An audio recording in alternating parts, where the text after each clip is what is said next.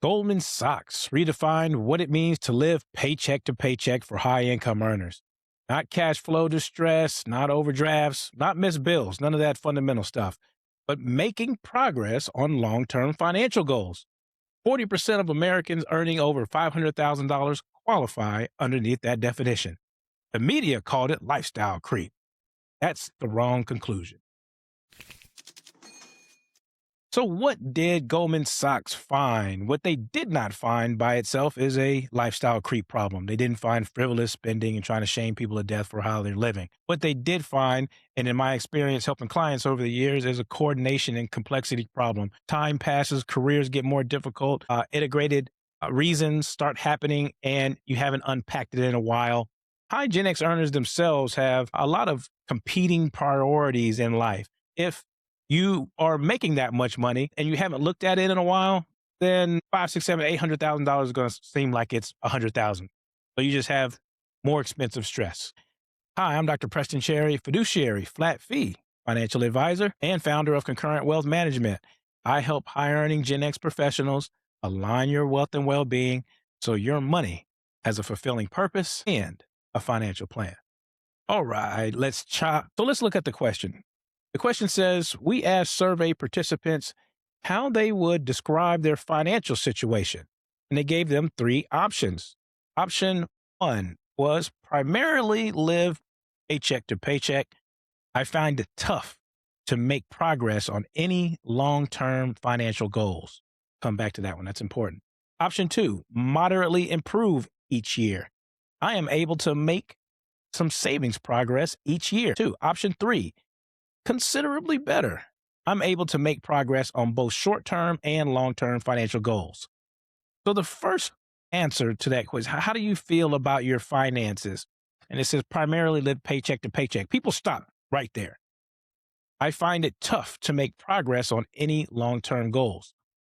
They're still making progress on their long-term goals. It's not paycheck to paycheck far as meeting basic fundamental bills and struggling and a lot of, say, external spending because you have some sort of internal gap and you're trying to live beyond your means and lifestyle creep only. We can't assume that right off of that answer right there. When you have a high income, in the experiences that I've had with clients over the years, things get more complex, less coordinated. You haven't audited in a while. You switch life phases and all. This is where that tension comes from. Let's look at the data. It says that for you Gen Xers out there specifically, 41% primarily paycheck to paycheck, then 40% moderately improving, and then 19% considerably better. Those 41%, they're really feeling a lot of tension. Now let's look at the boomers. The boomers, only 18% are living paycheck to paycheck, and 41% moderately improving, 41% considerably better. Well, why aren't they feeling like paycheck to paycheck? Well, most of you high earning folks, you did pretty good for yourselves and you're enjoying your retirement. So there's really no stress on the table besides maybe outliving your money, saying, do we have enough? There's no competing factors for that money. It's just how we're going to live our life. Let's look at something else. Households earning $300,000 to $500,000, 41% say paycheck to paycheck. $500,000 plus, 40% still in that category. If the $500,000 plus are still feeling about the same as 300 to 500,000 plus, then we can't blame that all on lifestyle creep because it's from 300 to 500,000, not just 500 plus. So this is where, life becomes more complex. You have a lot of factors, aging parents, adult children. You're at your peak lifestyle and peak earnings right now. This is probably your most complex time of your life. Let's look at the kicker here. 74% of those living paycheck to paycheck say competing priorities affect their ability to save for retirement. Let's say that again. It's like Mike Jones, for all you Gen Xers out there. Who? Mike Jones, right? 74% of those living paycheck to paycheck say competing priorities. This is where everybody jumped off the boat.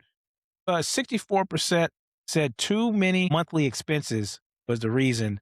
62% said workforce, including caregiving. 59% said caring for, financially supporting family members. And others, 77% said credit card debt.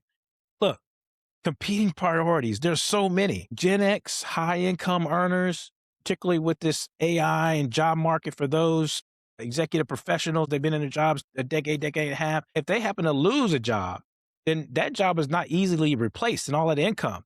Time out of the workforce is a huge contributor. Financial hardship and time out of the workforce is 51% and 64%, respectively. Then this 68% is too many financial expenses. This tension that people are feeling for 500,000 and above, they're all over almost 60%. We can't just say that it's lifestyle creep and these people have deficient mindsets. We have to look at what's all going on that's causing the tension. Let's move on to what I think people missed. Lifestyle creep, it's sexy. Everybody likes to say, oh, people are throwing their money away. That's not the case. When you're having to use all that money for a number of things at the peak time of your life, then that becomes a little difficult. But you can unwind that. It's not a problem that's going to last forever. You can start finding better alignment, filling the gaps. Coordination too. What does one decision have to do with another? What goal, what aspiration do you have? What's misaligned with you right now? And we'll talk about this in the final segment, is how do you go about finding what matters to you now that may not matter to you a while back? And then a structural. This is a financial plan. It's what strategies are working and what strategies are not. For example, I worked with a client one time that was paying $80,000 in whole life premiums. $80,000. Now, if that aligns with you and those whole life policies will work, but if that $80,000 is misaligned, then that's not a lifestyle creep problem. That is coordination, complexity, not audit, misaligned. That's just not for you. You can take that 80 grand and put it elsewhere. Now that tension is relieved a little bit. Gen X is the current sandwich generation. You have burnout sometimes. People want to retire early. It's like, I got a lot on my mind, the career's pressure. Then you look at the finances, it's like, oh my gosh, what's going on here? Where is the money going? What is it doing? When you sit down after all of what's going on and you're actually trying to enjoy your life too, then you can start uncovering a lot of gaps and leakages in all your money. We're not talking about a budget. We're talking about a coordinated map of what you have going on. And can you follow that road to the direction that you want to go? The solution is not just to spend less and drink less lattes and don't have the car that you want. It's, it's actually to coordinate better. When you have better coordination, better transparency, better direction, then this is where you find your confidence in your money. Don't take home that if you're making 500,000 to $1 million, that if you're having some tension in your money, that you're some degenerate. No, no, no.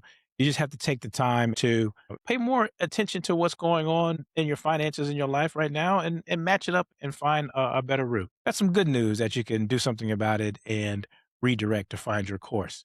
This is a good place to pause here. Have a question for you. If you're a high earning Gen X listener right now, do you think that you have the financial flexibility to choose what's next in your life and finances? If this is you, got some curiosity, then take the Gen X Financial Flexibility Quiz. It's in the description, takes 2 minutes, and best of all, it's free. Okay, let's move on. And this is my favorite part of the show, interpreting what it means to you and what you can do about it through the lens of financial harmony, particularly the 5 permissions of wealth.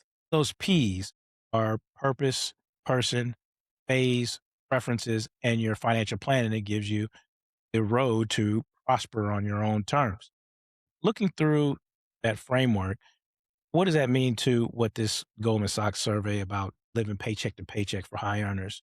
Well, let's look at life phase. Gen X, you are 42 and all the way up to 61. So you're just now entering retirement or you're in your peak earning years. That's the most complex part of life. It will never be as much complex as it is right now. You have your most resources other than getting into your retirement savings, but you're during your accumulation years. And you got all of these complexities. So once we know what type of life phase that we're in, then we can look at the finances a little differently and unpack that more for where you are, and you give yourself some grace. You're not irresponsible. The income is high. And now, if you're trying to find out where your identity is and what value, what matters to you most during this particular life stage, it may not be the same as 10 years ago. If you haven't looked at that in a while, 5 years ago, and said, who am I? Who are we right now as a household? That's going to cause disjointedness in your life and money. Defining what that purpose is very important. Finding that purpose is going to really help you. What is important to you right now? The last one is the plan, the financial plan. These P's that go into the plan, we'll round it out with preferences. Just like who you are has changed over the years and where you are right now, your preferences are different. They may be even high quality because I'm never telling you not to spend and invest in what you want to surround yourself for as quality goods and services. But what your preferences right now, they're going to be different. Identifying those along with these other P's have dollar amounts attached to them. The 80,000 to whole life policies, it could be money at 50, 60, 70,000 going to adult children and all those competing priorities. How do you unpack the permissions of wealth, then align a dollar amount to it and put those dollars to work elsewhere? If there's any disparity, this is what we call the harmony hole, which is a gap. You just fall in it.